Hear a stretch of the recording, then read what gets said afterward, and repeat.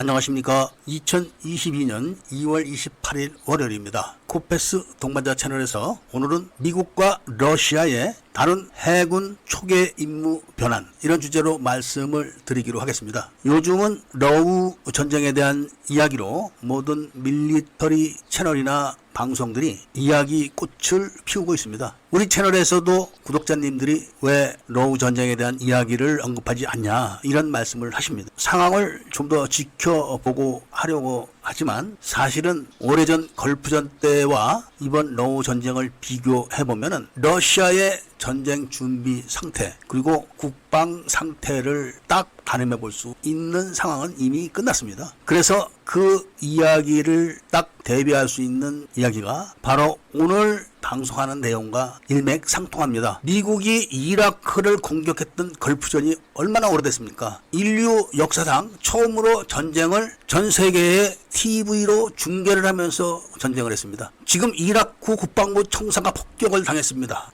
육군 본부도 지금 폭격을 당합니다. 정확하게 폭격했습니다. 이런 식으로 막 중계를 했습니다. 그게 아주 오래전의 이야기인데 밀매 사이트나 유튜브에서는 미국과 동등한 무기를 갖추고 있는 게 러시아 군대다, 이렇게 이야기를 하는데, 지금 러우 전쟁을 보게 되면은 러시아 군대나 우크라이나 군대나 똑같습니다. 일단 러시아 군대는 보급이 안 됩니다. 러시아 병사들의 어머니들이 우리 애가 굶고 있다고 한다. 그리고 러시아 병사들의 지급된 전투 식량을 보면은 우리나라에서 팔고 있는 고양이, 개, 이런 애완동물 먹이하고 똑같습니다. 그런데 그런 것도 제대로 보급이 안 돼서 러시아 병사들의 어머니들이 우리 애가 지금 굶고 있다고 한다, 이렇게 막 대들고 있습니다. 전쟁은 보급이 안 되면 끝난 겁니다. 억지로 해서 우크라이나를 점령했다고 쳐도 점령 통치를 할 수가 없는 거죠. 그리고 러시아도 걸프전이 끝난 지 얼마나 됐는데 우크라이나의 전략적 목표를 타격을 제대로 못하고 있습니다. 그러니까 무기 개발은 할지 몰라도 양산을 해서 배치를 해가지고 전술 연마를 제대로 못하고 있는 거죠. 그러면서 못된 정보전은 잘해가지고 전쟁 초기 때 우크라이나 군에 매복하는 지점을 몰라가지고 우크라이나 병사들의 가족들에게 문자를 보내가지고 내가 지금 죽어가요, 이렇게 문자를 보냈다고 합니다. 그러니까 그 부모들이 일제히 다시 문자를 아들에게 보내는 그 지점을 찾아서 그 지점에다가 폭격을 했다고 합니다. 러시아도 우주 개발을 했어도 위성은 있을지 몰라도 제대로 가동을 하고 관리를 하고 이런 게 안 되는 겁니다. 미국보다 더 좋은 극초음속 미사일이 있다, 이렇게 자랑을 하지만 있으면 뭐합니까? 쓰질 못하는데. 그리고 그런 걸 감추기 위해서 유치원, 병원 이런 데를 막 폭격을 해야 되는 겁니다. 미국은 러시아가 우크라이나를 침략한다, 이렇게 결론을 내린 적이 있었습니다. 날짜가 좀 뒤로 처진 거죠. 미리 발표를 했기 때문에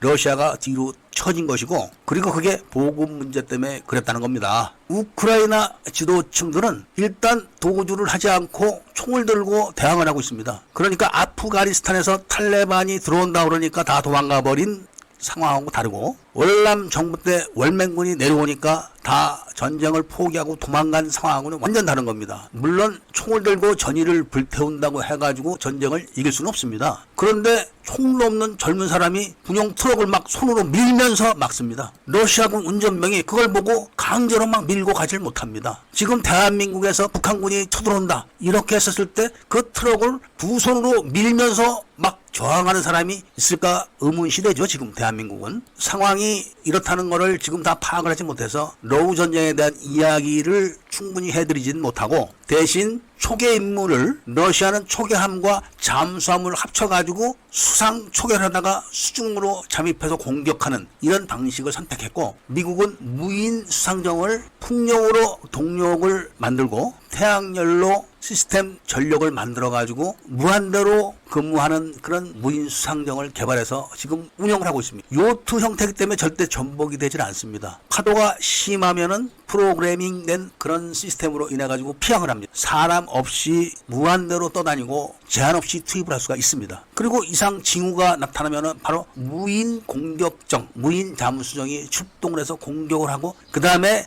유인 함대가 가는 것입니다. 이렇게 마인드도 다르고 현실도 다릅니다. 이게 바로 우전쟁의 결말이 아닐까 이런 말씀을 드리면서 오늘 이야기를 마치고자 합니다. 진실을 말씀드리는 코페스 동반자의 구독을 꼭 해주시고 좋아요와 알림 설정을 부탁드리면서 이야기를 들어주셔서 감사드립니다.